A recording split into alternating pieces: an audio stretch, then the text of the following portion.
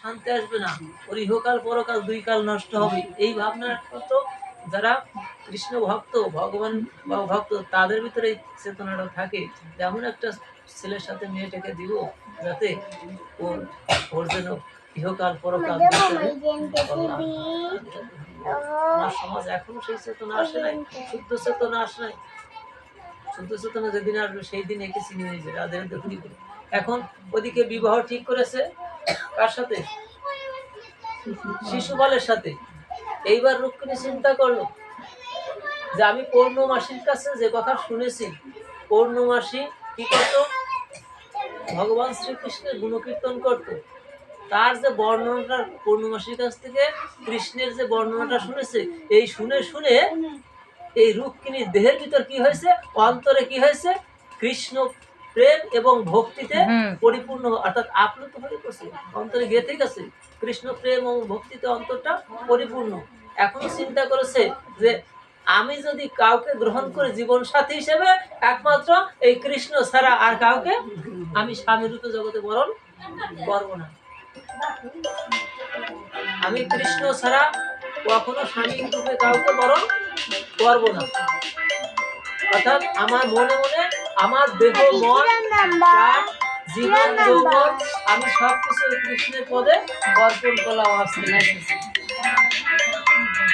এইভাবে যখন অর্পণ করেছে, এখন ভক্ত যখন ভগবানকে কিছু নিবেদন করে, ভগবান কিন্তু সেই ভক্তের নিবেদিত বস্তুকে গ্রহণ না করে পারে।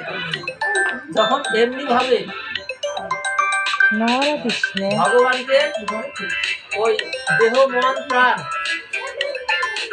যখন তার চরণে অর্পণ করেছে, আর ভগবানও তা গ্রহণ করে নিয়েছে ভক্তের অন্তর বুঝে। দেখেন দুই দিকে কি হয়ে গেছে, অন্তর অন্তর মিলন হয়ে গেছে। এখন দেখলো যে আর 2 দিন বাদে আমার বিবাহ, সময় নেই। এখন কৃষ্ণ তো জানে না যে আমার সাথে শিশুপালের সাথে আমার ভাই তাকে আমাকে বিয়ে দিয়ে দিল। আমার জীবন যদি চলেও যায়, তবু আমি ওই অসুরের সাথে বিবাহ বসবো না। ছেড়ে পণ করে বসে আছে।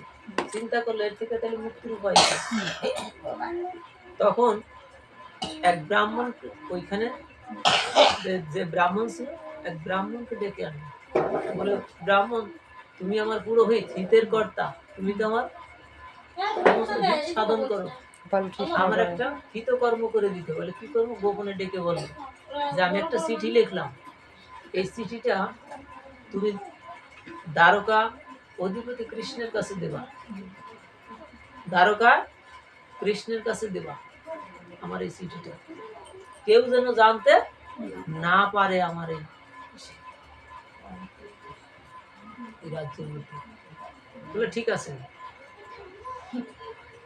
এখন চিঠিটা নিয়ে চলে গেছে। চিঠি যখন নিয়ে দ্বারকায় গিয়েছে, ওই ব্রাহ্মণ ঠাকুরকে দেখে কৃষ্ণ ভগবান কি করছে, ওইখানে তাকে সেবা দিচ্ছিলেন। যখন সত্যভামা এরা কৃষ্ণকে পরিচর্যা করছেন, সাথে সাথে কি করলো, কৃষ্ণ উঠে বসলো। ওই ব্রাহ্মণকে দেখে আভূমি প্রণতি জ্ঞাপন করলো, তাকে প্রণাম করলো এবং কি করলো, সেখানে কৃষ্ণকে ওই ব্রাহ্মণকে তাকে আসন পরিবেশন, আসন দিয়ে তাকে কৃষ্ণ ভগবান নিজে বলে, জল আনো, সুবাসিত জল আনো, সুশীতল জল আনো, আমি ওই ব্রাহ্মণের পদটা প্রক্ষালন করি। নিজে হাতে কৃষ্ণ ভগবান কি করছে, ওই ব্রাহ্মণের পা ধোয়াচ্ছে, পদ ধৌত করে সেই পদধৌত জলটা মস্ত, অর্থাৎ সে সিঞ্চন করছে এবং সাজিয়ে দিচ্ছে ওই ব্রাহ্মণকে, পাদ্য অর্ঘ্য দিয়ে সেবা দিয়ে, তারপর তার অন্যান্য সেবা দিয়ে এইবার তাকে বিশ্রাম করতে দিয়েছে। সেবা করতে দিয়ে বিশ্রাম করতে দিয়েছে।